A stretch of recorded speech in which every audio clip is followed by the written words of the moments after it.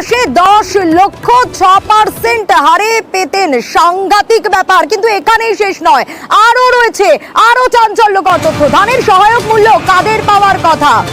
ধানের সহায়ক মূল্য পাওয়ার কথা কৃষকদের, কিন্তু কৃষকরা তো ধানের সহায়ক মূল্য পেতেন না। অনেক কৃষক পেতেন না, কারণ কর্মীদেরকে কৃষক দেখিয়ে দুর্নীতি হতো। অ্যাকাউন্ট খুলে ধানের সহায়ক মূল্য ঠিক এভাবেই আত্মসাৎ করা হতো। ঠিক কিভাবে গোটা ঘটনাটা হতো অমিত আমাদের জানাবে। অমিত, এ তো বিস্ফোরক অভিযোগ, চাঞ্চল্যকর অভিযোগ যে কৃষকদের টাকা, ধানের সহায়ক মূল্যের টাকা কর্মীদেরকে কৃষক বানিয়ে অ্যাকাউন্ট খুলে সেখানে পাঠানো হতো।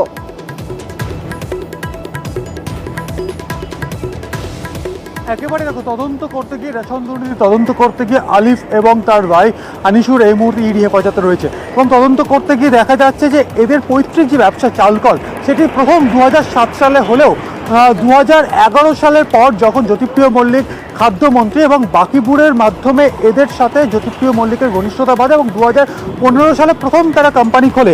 কোম্পানির নাম ইডি সূত্রে যেটা বলা হচ্ছে পীর Gorachand food processing private limited. এরা 2015 সালে ফার্স্ট এই কোম্পানিটা খোলা হয়।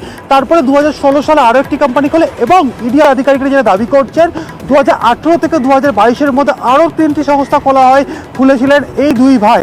খোলার কারণ কি? কারণ ইডির তরফে যেটা দাবি করা হচ্ছে যে চূড়ান্ত পর্বে, সর্বোচ্চ পর্বে যখন এসব দুর্নীতি অর্থাৎ 2018 থেকে 22-এর মধ্যে, সেই সময় ধান কেনার নামে সহায়ক মূল্য যে কারচুপি করা হয়েছে, যেটা গরিব চাষিদের পাওয়ার কথা, সেই টাকা সরাসরি পৌঁছে গিয়েছে এই 5টি যে সংস্থার কথা বলা হচ্ছে ইডির তরফে। এই 5টি সংস্থা যারা কর্মী ছিলেন এবং আনিসুর এবং আলিফের যারা আত্মীয় পরিজন ছিলেন, তাদেরকে কৃষক দেখিয়ে তাদের নামে অ্যাকাউন্ট খুলে ধান কেনার সহায়ক মূল্য চলে গিয়েছে তাদের অ্যাকাউন্টে। অর্থাৎ গরিব চাষিদের যে টাকা পাওয়ার কথা ছিল সেই টাকা কিন্তু চলে গেল এই 5টি কোম্পানির যারা কর্মী তাদের অ্যাকাউন্টে। তাদেরকে কি দেখানো হলো? তাকে কৃষক দেখানো হলো। এখানেই তাই নয়, এই 5টি কোম্পানির সঙ্গে সরাসরি যোগসূত্র বা আর্থিক লেনদেন পাওয়া যাচ্ছে জ্যোতিপ্রিয় মল্লিকের 3টি কোম্পানি, যেখানে দফায় দফায় কিন্তু আর্থিক লেনদেন হয়েছে, অর্থাৎ টাকা ট্রান্সফার হয়েছে। অর্থাৎ বাকিবুর রহমানের কোম্পানির সাথে যেমন জ্যোতিপ্রিয় মল্লিকের কোম্পানি যেমন আর্থিক লেনদেন হয়েছিল,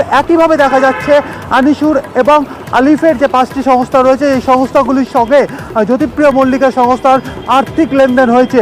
এছাড়া বিভিন্ন সময় যে ব্যালেন্স শিট তারা খতিয়ে দেখতে চাইছেন, কারণ বিভিন্ন সময় দফায় দফায় এই সমস্ত সংস্থার অ্যাকাউন্টে টাকা আসছে। এই টাকাগুলো কোথা থেকে এলো এবং বর্তমানে প্রায় 6 থেকে 8 কোটি টাকার মতো টাকা রয়ে গিয়েছে অলিভ এবং আনিসুরের ব্যাংক অ্যাকাউন্টে।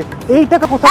একেবারে অমিত, ভয়ঙ্কর অভিযোগ। একদিকে তো সুদে টাকা খাটানো, আর তারই পাশাপাশি আবার কর্মীদেরকেই কৃষক বানিয়ে দেওয়া। আমরা নজর